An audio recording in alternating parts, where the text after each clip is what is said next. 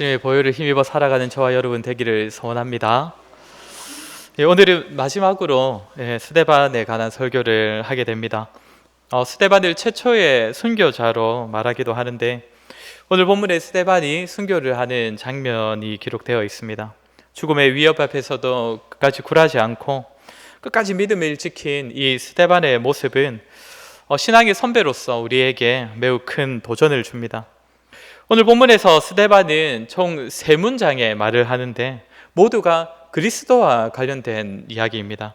처음은 그리스도에 대하여 하는 말이고, 나머지는 그리스도께 간구하는 말입니다. 현재 자신이 죽음에 내몰리게 된 이유가 바로 그리스도 때문인데, 스데반은 그럼에도 사람들 앞에서 끝까지 그리스도를 고백했다는 것입니다. 오늘 설교를 통해서 스데반이 순교하는 장면을 우리가 살필 것인데, 그는 성경 인물 때문에 가능했던 것이고 나는 안 된다, 이런 식으로의 마음으로 우리가 살피는 것이 아니라, 저와 여러분 역시 부름받은 자리가 있고 그곳에서 우리 역시 마땅히 품어야 할 마음이 있고 보여야 할 모습이 있기에 오늘 이 스데반을 통해 도전받는 시간이 되기를 소원합니다. 우리 지난주까지 5주간 스데반이 설교한 내용을 살폈습니다. 스데반은 자신의 설교에서 많은 성경 인물들의 이야기를 통해서 교훈을 주다가 설교 마지막에 이르러서는 이 유대인들의 잘못된 신앙을 지적하면서 이렇게 설교를 마무리했습니다. 너희는 할례 받지 못한 자들이고 율법을 지키지 않는 자들이다. 이런 명설교를 이렇게 들은 사람들이 이제 좀 그 설교를 듣고는 마음에 이제 좀 돌이키면 참 좋았겠지만 상황은 더욱 안 좋게 흘러가 버립니다. 스데반의 설교를 들은 유대인들은 뭔가 찔리기는 했지만 오히려 반성하기는커녕 더 분노합니다. 이를 갈고 분노했답니다. 스데반도 이런 상황을 다 알았을 것입니다. 사람들의 반응이 스데반의 눈에도 당연히 보였을 것입니다.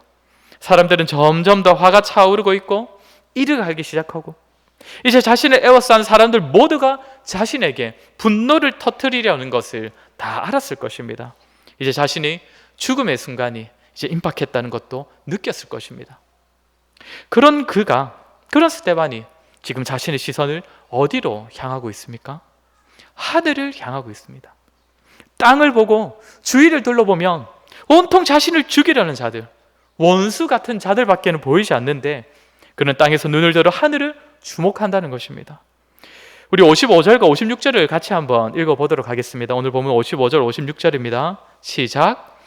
스데반이 성령 충만하여 하늘을 우러러 주목하여 하나님의 영광과 및 예수께서 하나님 우편에 서신 것을 보고 말하되, 보라, 하늘이 열리고 인자가 하나님 우편에 서신 것을 보노라 한대. 아멘. 스데반의 지금 눈에 들어오는 것은 하나님의 영광과 그 하나님 우편에 서서 계신 예수님이었습니다. 스데반이 고백하는 대로 하나님께서 그의 눈을 열어주셔서 하늘의 장면을, 그 하늘의 일을 보게 하신 것입니다. 성도 여러분, 이 얼마나 스데반에게 적절하고 또 필요한 위로가 되었겠습니까? 사람들이 자신을 모함합니다. 때려 죽이려고 합니다. 원수들만이 자신을 지금 에워싸고 있고 빠져나갈 구멍 하나 보이지 않는 그때에 하늘을 바라보니까 하나님께서 그에게 하늘의 보좌와 그리스도를 보게 하시는 것입니다. 땅에는 자기 편이 아무도 없지만 자기 편이 하늘에 있음을 보게 하시니 스데반에게는 얼마나 큰 위로가 되었겠습니까?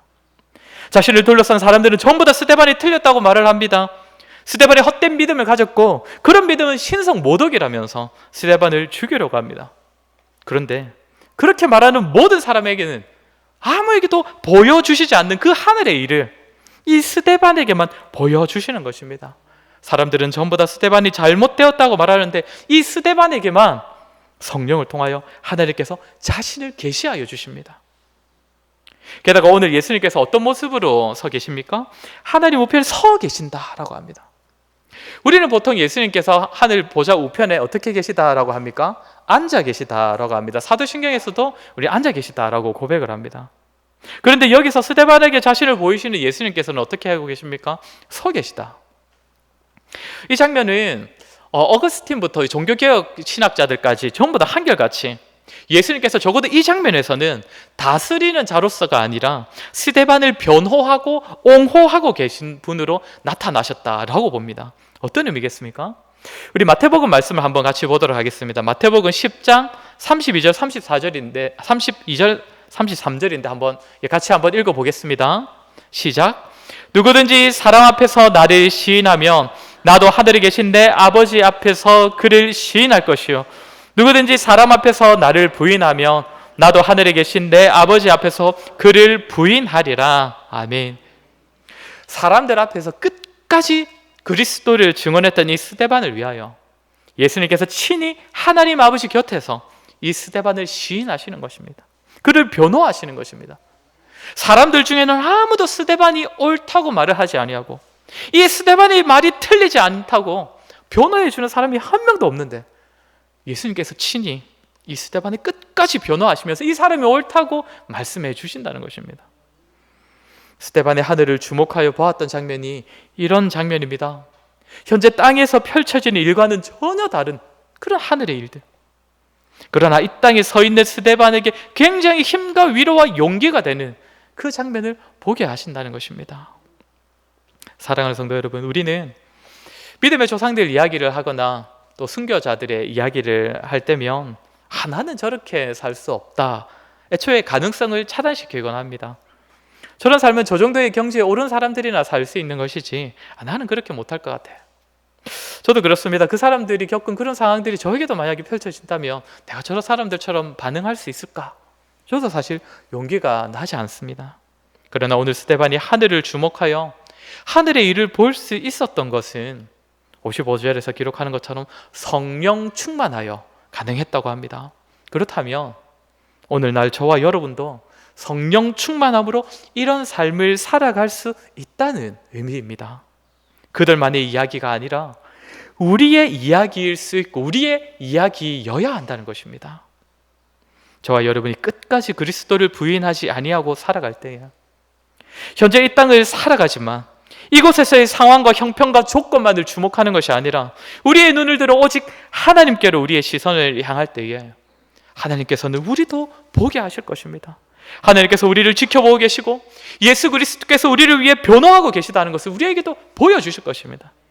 이 땅에서는 그리스도를 시인하고 믿음으로 사는 것을 미련하다고 의미 없다고 무시하는 사람들만 가득하더라도 나의 주변에는 나의 믿음 알아주는 사람 없고 나의 편이 하나도 없고 그렇다 하더라도 여전히 하나님께서 우리의 편이 되어주시고 하나님께서는 저 사람들이 아니라 우리를 주목하고 계시고 우리가 틀리지 않았음을 인정하시고 변호하시는 예수님께서 우리에게 계시다는 것을 우리에게도 보여주실 것입니다. 스데반처럼 실제로 보여주실 수도 있고 아니면 우리의 마음의 감동으로 우리에게 하나님의 힘과 위로와 용기를 더딥혀 주실 수도 있을 것입니다. 반드시 우리의 믿음을 도와주신다는 것입니다. 그러니 성도 여러분, 곤고함을 느끼실 때에 세상을 살아가시면서 혼자인 것 같고 또 절망스러운 상황을 맞이하실 때에 특히 믿음 때문에 당하는 어려움을 겪으실 때에 주변에 나의 믿음을 흔들어대는 사람만 보이실 때에 땅에서 눈을 들어 하늘을 보시기 바랍니다. 우리를 위한 일들은 이 땅에서만 일어나고 있는 것이 아닙니다. 하늘 보좌 우편에서도 우리를 위한 일들이 일어나고 있습니다. 우리를 위한 간구와 변호가 진행 중입니다. 그것도 성자 예수님께서 친히 우리를 위하여 간구하시고 우리를 위하여 변호하고 계십니다. 성령의 그 도우심으로 이 땅을 살아가면서도 하늘에 우리의 시선을 두고 살아가는 저와 여러분 되기를 소원합니다. 오늘 이렇게 스데반의 하늘의 일을 보기만 하는 것이 아니라 자기 입으로 그 일을 고백을 하자 스데반의 말을 들은 사람들이 거의 실성하듯이 반응을 합니다. 57절을 보면 사람들이 소리를 지르고 길을 막고 스데반에게 달려들었습니다. 그리고 58절에서는 그를 성 밖으로 내치고 돌로 칩니다. 사람들이 왜 이렇게 미친 듯이 반응을 하냐면은 그 스데반의 고백은 예수님께서 생전에 자기 자신에 대하여 하셨던 그 말씀을 떠올리게 하는 표현이기 때문입니다. 우리 마태복음 16장 27절을 한번 보시면 마태복음 16장 27절입니다. 한번 읽어보겠습니다. 인자가 아버지의 영광으로 그 천사들과 함께 오리니 그때 각 사람이 행한 대로 갚으리라. 누가복음 21장 27절도 있겠습니다. 누가복음 21장 27절입니다. 그때에 사람들이 인자가 구름을 타고 능력과 큰 영광으로 오는 것을 보리라. 아멘. 예수님께서 생전에 자신을 인자라고 칭하시고 자신이 아버지의 영광으로 오신다는 말씀들을 계속적으로 하셨는데 스데반도 뭐라고 합니까? 인자가 하나님 우편에 서신 것을 보노라. 라고 하니까 사람들은 예수님의 그 말씀도 떠오르면서 뭔가 좀 두렵기도 하고 뭔가 좀 거북스러운 그런 느낌, 그런 마음이 들었을 것입니다. 그러니 사형을 내릴 권한은 사실 유대인들에게는 없는데, 유대인들이 사형을 집행하려면 로마인들의 허락을 받아야 하는데, 거의 충동적으로 지금 소리를 지르면서 스데반을 던지고 돌로 쳐 죽였던 것입니다. 이렇게 사람들의 분노에 찬 이 처형을 받아 죽어갈 때에 스데반이 기도하는 두 가지가 무엇입니까? 59절과 60절에 있습니다. 우리 59절과 60절 같이 한번 읽겠습니다. 오늘 보면 59절, 60절입니다. 그들이 돌로 스데반을 치니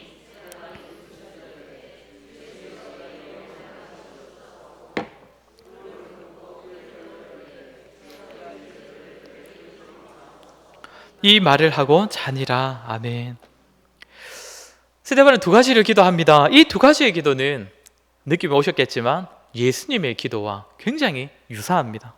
예수님께서도 죽으실 때에 누가복음 23장 46절에 보면 아버지, 내 영혼을 아버지의 손에 부탁하나이다. 또 34절에서는 아버지, 저들을 사하여 주옵소서, 자기들이 하는 것을 알지 못함이니이다. 죽음의 순간에 자기 영혼을 오직 아버지께 맡기고, 스데반은 예수님께 맡기고, 또한 자신을 죽이는 자들을 위해 그들의 죄를 그들에게 돌리지 마시고 용서해 달라는 그 기도. 스데반은 예수님과 매우 닮은 모습으로 죽음을 맞이한다는 것입니다. 제자는 마땅히 스승을 닮아야 하는데 스데반은 죽음 앞에서 보였던 그 모습이 예수님과 매우 닮았습니다. 예전에 살폈듯이 스데반이 죽음을 당하게 되는 그 이유도, 거짓 고발되어 모함받아서 공의 앞에 서게 된 그 이유도 예수님과 무척 닮았다고 했는데, 이제는 무죄한 죽음을 당할 때 그 보이는 그 반응, 그 모습도 오직 하나님께 영혼을 맡겨드리면서 자신을 죽이는 자들을 위하여 용서를 구하는 모습이 아주 예수님을 똑 닮아 있다는 것입니다. 종교개혁자 존 칼빈의 오늘 본문에 스데반이 보이고 있는 이 모습, 스데반이 하는 이 두 가지 기도에서 기독교 신앙의 완전성을 찾을 수 있다라고 말을 합니다. 끝까지 하나님을 의지하는 확고한 믿음과 그 믿음에서 비롯된 원수를 향한 사랑과 용서, 오직 자기를 죽이려고 혈안이 된 자들을 그들과 동일한 시선으로 바라보지 아니하고 오히려 그들을 용서하고 그들의 구원을 바라는 마음으로 기도하는 그 모습, 그것이 바로 우리 신앙의 완전성이라는 것입니다. 사랑하는 성도 여러분, 성도의 신앙은, 성도로서의 가지고 있는 그 신앙의 진정성은 원수된 사람을 대하는 그 태도에서 아주 잘 드러납니다. 아주 극단적인 상황에서 잘 드러난다는 것입니다. 평상시에는 우리가 신앙생활 할 때 드러나는 것은 사실 진정성이라고 보기는 힘듭니다. 그냥 성도의 기질, 성도의 성향, 이런 것들이 드러나는데, 좀 극단적인 상황이 오면 원수 같은 사람들, 정말 나를 미워하고 나를 싫어하는 사람들을 대하는 모습에서 신앙의 진정성이 드러난다는 것입니다. 믿음과 믿음으로부터 비롯된 사랑, 정죄, 미움, 원망, 비난, 원수된 자들을 향하여 이렇게 받은 대로 되돌려주는 모습은 아무래도 성도로서는 좀 미숙함이 있는 그런 모습입니다. 나를 싫어하는 사람을 싫어하고 원수에게는 원수가 되어 주어야 정말 속이 시원한 것 같은 이런 마음, 이런 모습, 이런 마음들은 어디서부터 비롯된 것입니까? 어려서부터 그런 거 다 보고 배워 자랐기 때문입니까? 물론 그런 영향도 있지만 사실상 사람이 자기를 싫어하는 사람을 싫어하는 그 마음은 사실 본성이 가지고 있는 악함입니다. 원래부터 저와 여러분은 그런 존재라는 것입니다. 그렇기 때문에 성도된 자가 이 본성적인 악함, 원래부터 원수된 자에게는 반드시 복수하고 싶어하는 그 마음을 잘 가라앉히고 잘 다스리고 그를 용서하고 악에 대하여 선으로 갚는 그런 성숙한 모습은 어떻게 가능하겠습니까?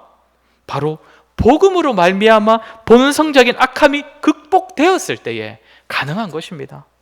원수에게 받은 대로 갚지 아니하고 용서하고 사랑하는 것, 이런 모습은 성도가 복음으로 변화되었음을, 은혜 받은 자임을 가장 잘 보여주는 통로가 되는 것입니다. 저와 여러분에게서도 이 복음이 잘 드러나고 있습니까?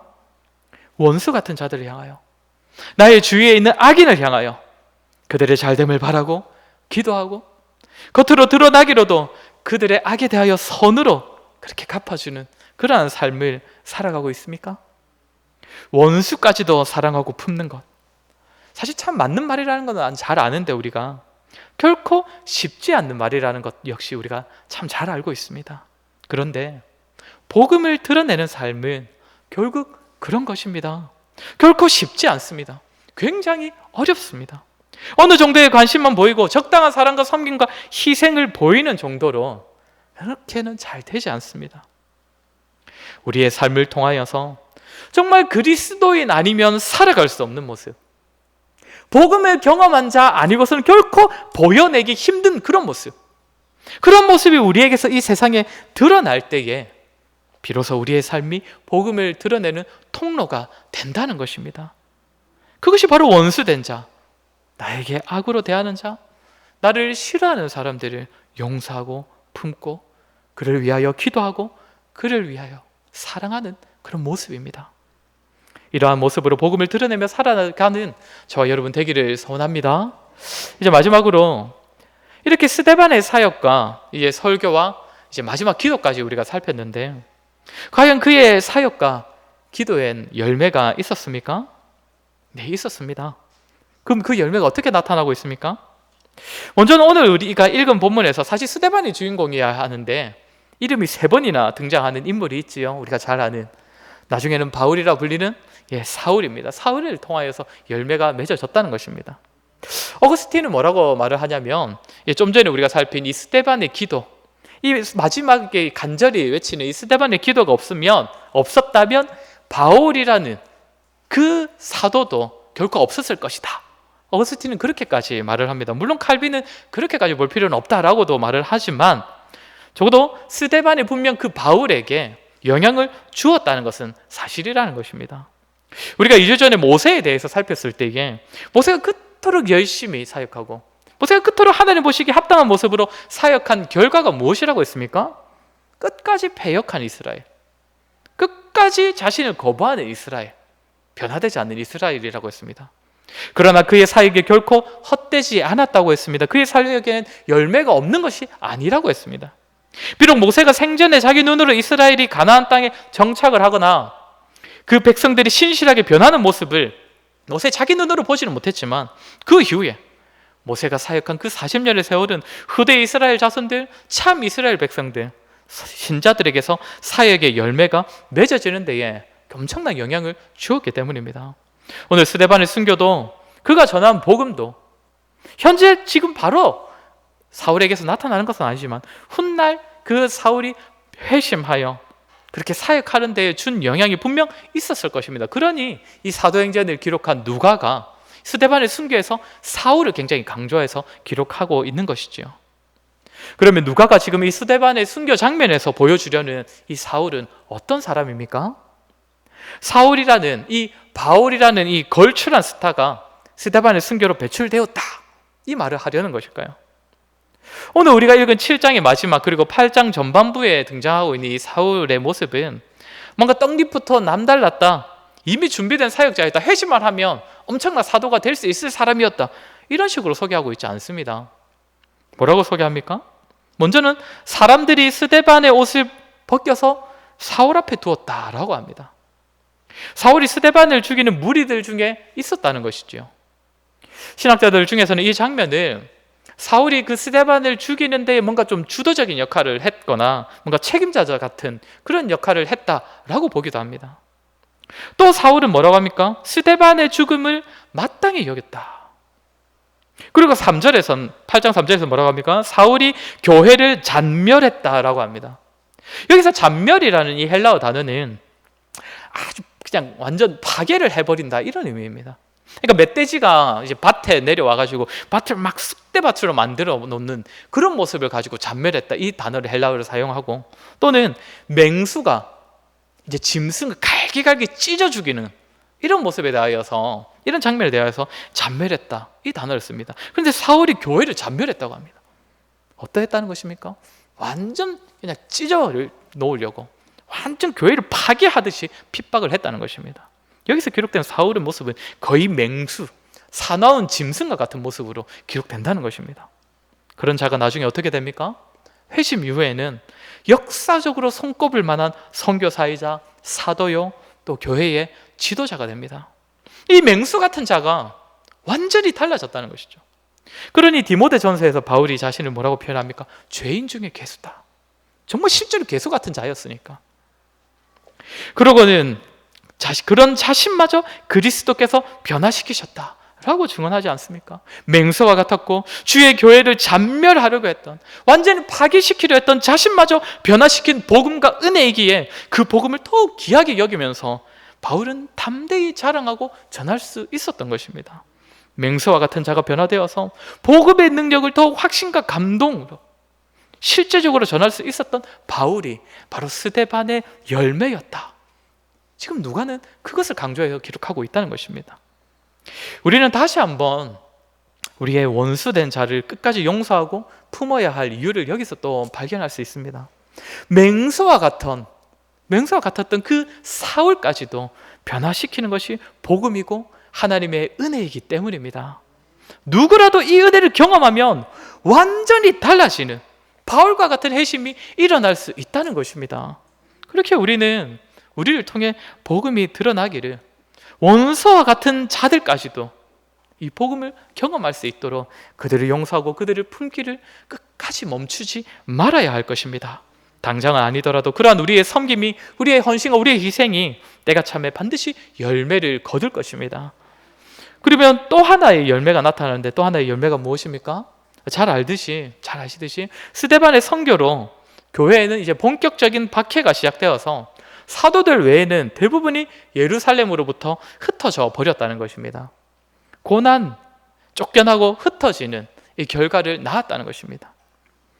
이 구절이 만약에 구약 성경이라면 지금 이 성도들이 쫓겨나고 흩어지는 것은 하나님의 저주이자 하나님의 벌로 보아야 합니다.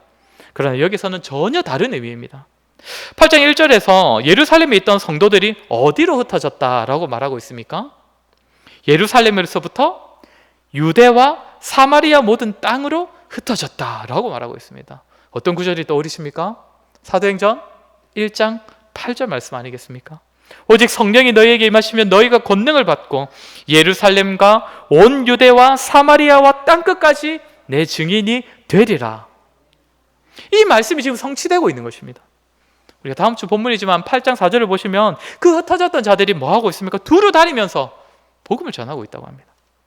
이처럼 스데반의 순교는 이전에 없었던 고난과 박해의 자리로 교회를 이끌었지만, 이 고난과 박해는 주의 복음이 더 많은 지역에 흩어지는 결과를 가져왔고, 특별히 예수님의 말씀이 성취되는 그런 결과를 가져왔다는 것입니다. 우리가 그리스도의 제자로서 예수님을 닮은 모습으로 사역하고 살아가면 때로는 고난이 우리에게 있을 수 있고 우리 인생이 더 고통스러울 수도 있습니다. 믿음 때문에 삶이 더 힘들어지는 경우를 경험하게 될 수도 있습니다. 그러나 우리 하나님께서는 그 모든 일들을 통하여 섭리하실 것입니다. 합력하여 선을 이루실 것입니다.